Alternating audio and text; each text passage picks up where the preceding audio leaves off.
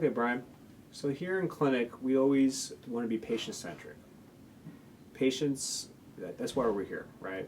And we have to treat them as who they are, unique persons that we have to tailor our care for.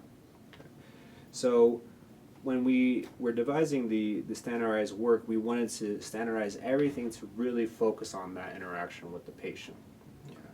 So I want you to think about that when we're actually going through the actual standardized work. Sure. Okay.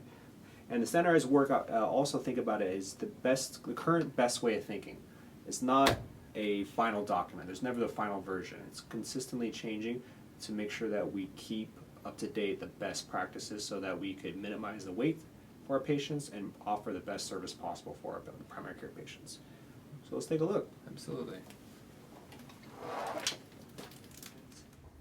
You can see as a general, there are multiple steps here, and some of them have ORCID steps, and some of them don't.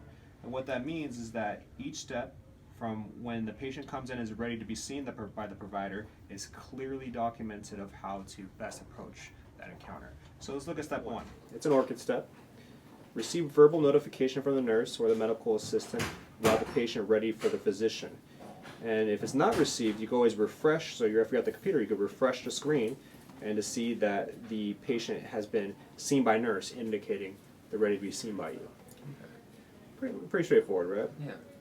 So here's step 20. You're done. The patient's ready to go, and now it's your time to actually verbalize and communicate with the nurse. So what you do is remember the flags. Flip that red flag to orange, indicating that the patient's in the room and ready to go. They just are waiting for the nurse for the discharge. And then last step 21. Have that verbal discussion with the nurse. Close the loop in communication.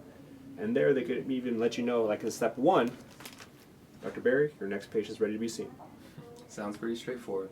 Any questions? No, I think I got it. So now that everyone's trained, all the providers, nurse practitioners, residents are trained in the return visit.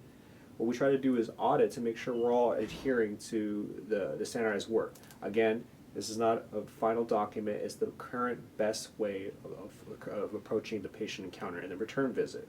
So the way we make sure that happens is through our audits.